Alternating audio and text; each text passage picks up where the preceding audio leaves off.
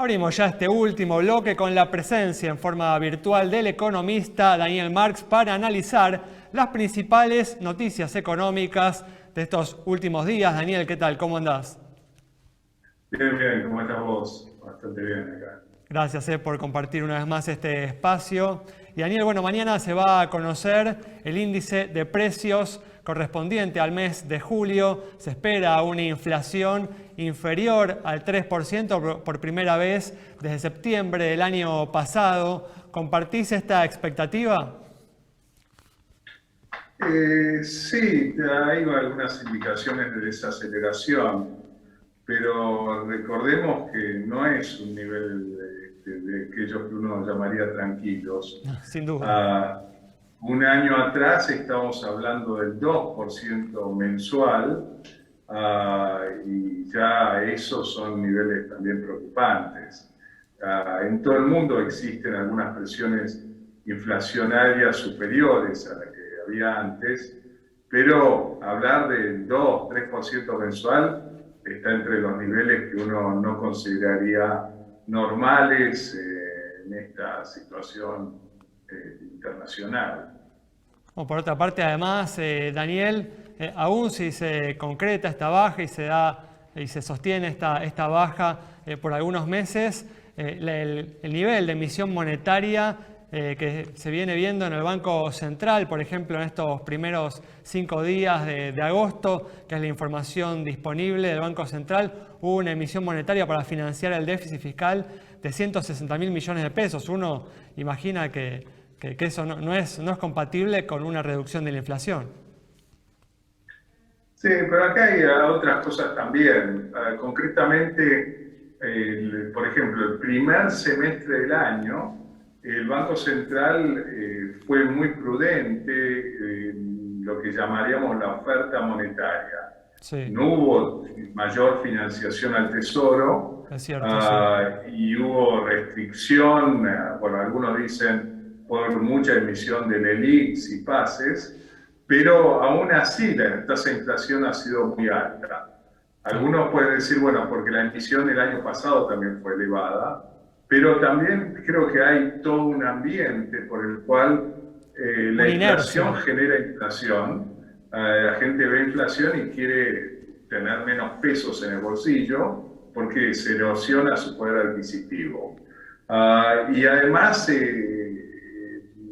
las tasas de interés en general no se ven como remunerativas, y además se ve que algunos dicen hay incertidumbre porque incluso la tasa de inflación esperada para el anuncio que decíamos, más la que pueda venir, contiene algún elemento que tampoco se considera sostenible. Esto es, la tasa de evaluación en el mercado oficial está bastante por debajo de todo esto, y algunos manifiestan que esto puede llevar a algún problema de competitividad, o que también hay presiones cambiarias por otro lado que se van a manifestar en alguna corrección de precios en algún momento. Sí, Esto es especulaciones de algunos, pero existe un poco ese debate.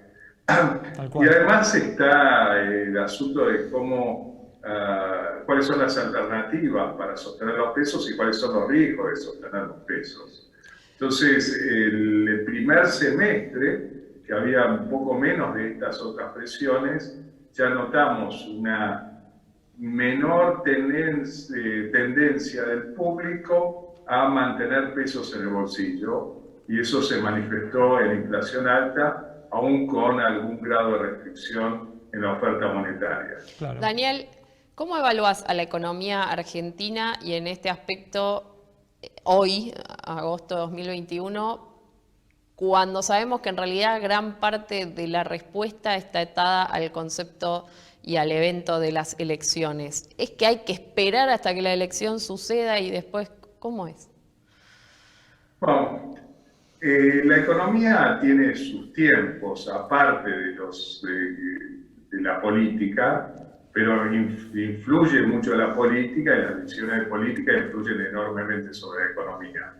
Pero tuvimos un semestre primero del año, decía también, donde ocurrieron algunos ingresos externos superiores a los que se habían previsto inicialmente y favorables para Argentina, que generan una incertidumbre para adelante para algunos, ¿no? O sea, tuvimos más holgura de lo previsto en la primera parte del año, no sabemos cómo esto va a evolucionar, y lo que sí estamos viendo, que al margen de las decisiones que resulten de lo electoral en sí mismo, el mismo gobierno ya tiene alguna conciencia que se va a manejar con una caja externa más restringida de la que había, y que ahí hay algunas tensiones que hay que ir atendiendo. Entonces, el diagnóstico, ¿cuál sería?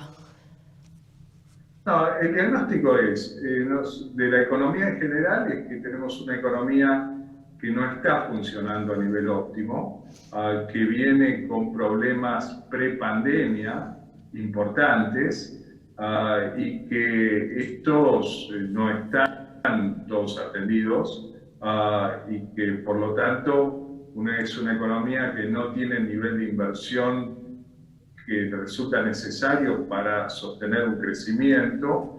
Eso genera a su vez problemas fiscales, genera a su vez problemas de pobreza, no menores, y en consecuencia yo creo que sí hay la cuestión antes o después de las elecciones, particularmente además si tenemos estrechez de caja, va a llevar a tomar decisiones importantes que ocurrirán, me parece, en el devenir de los próximos meses. Daniel, para cerrar, bueno, relacionado con esto que estás diciendo, ¿qué comportamiento esperás del dólar libre, ¿no? O sea, el Banco Central se viene esforzando para mantenerlo contenido, pero el aumento del gasto público, de la emisión monetaria para financiarlo, puede generar presión en estos próximos meses.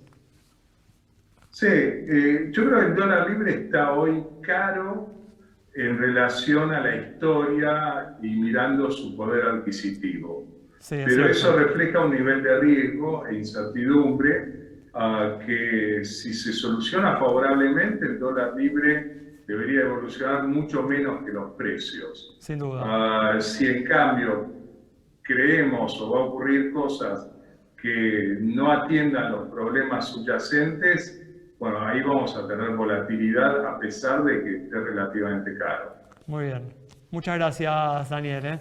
Cerramos entonces el programa de hoy con el análisis del economista Daniel Marx, justamente advirtiendo de la importancia de trabajar sobre los problemas básicos de la economía, los problemas estructurales. De lo contrario, vamos a seguir teniendo turbulencias en el mercado cambiario. Nos reencontramos el próximo viernes a las 19:30 aquí en Metro.